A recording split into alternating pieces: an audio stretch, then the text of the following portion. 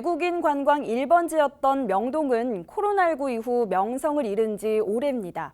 관광객의 발길이 뚝 끊기면서 곳곳에서 폐업을 하고 또 남아있는 상인들은 버티기 위해 장사를 이어가고 있는데요. 올해 들어 유입 인구가 늘면서 숨통을 트고 있는 가운데 중국이 단체 여행을 허가하면서 다시 한번 비상하기 위한 움직임이 일고 있습니다. 이재원 기자입니다. 올해로 한자리에서 13년째 고깃집을 운영하고 있는 김봉환 씨. 코로나 대유행 후 지난 3년을 생각하면 암울하기만 합니다. 매출의 95%가 빠지면서 인건비, 재료비 건지기도 힘들었습니다. 임대료는 잠깐 내려가는 듯 했지만 빚이 빚을 만들면서 3년간 진 빚이 4억 원에 달합니다. 코로나 때 진짜 그 다른 마음을 한 2번 먹으려고 그랬죠. 그러니까 벼랑 끝에서 천길 낭떠러지에 동아줄을 메고 그런 상황에서 똑같았어요. 아주 그야말로 참 그 죽음이었죠. 빚은 계속 늘어나가요. 매월.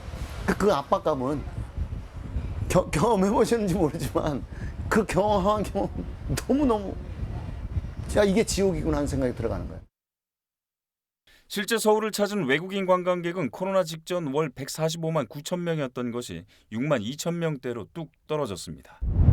명동상가 공실률도 코로나 전에는 15%였던 것이 지난 3년간 50%대를 유지했습니다. 명동에 있는 건물은 800여 동으로 점포는 3천여 곳에 달합니다. 한때 1,500여 곳이 문을 닫은 겁니다.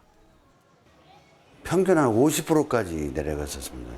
이면들어는 거의 한 70%까지 갔었고 평균 40%에서 50% 정도 그 정도의 공실률을 나타냈습니다. 거의 그 임대료에 감당이 안 되니까 다 보따리 싸고 나갔고 그 중에 한 40~50%는 나갔다고 봐야죠. 코로나 상황이 풀리면서 올해 초부터 명동에서는 외국인 관광객은 물론 유동 인구가 늘기 시작했습니다. 이에 발맞춰 장사를 새로 시작하는 상인들도 생겨났습니다. 지난해 말 가게를 열어 최근 식당 메뉴를 바꾼 최진성 씨도 명동 상권이 되살아날 것을 기대합니다. 특히 중국인 단체 관광객에 대한 기대는 그 어느 때보다 높습니다. 아르바이트생도 평소 2~3명에서 4~5명으로 보강하고 중국어 능통자 위주로 뽑고 있습니다.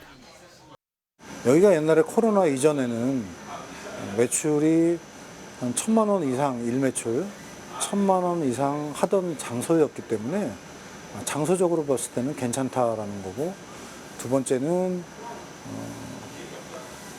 일단 중국인들하고 어떤 관광객들이 계속 오다 보면 분명히 찾을 것이다라는 어떤 그런 기대감.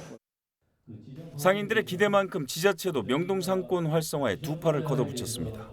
장기적으로는 명동을 가격 표시 의무 지역으로 지정한다는 방침입니다.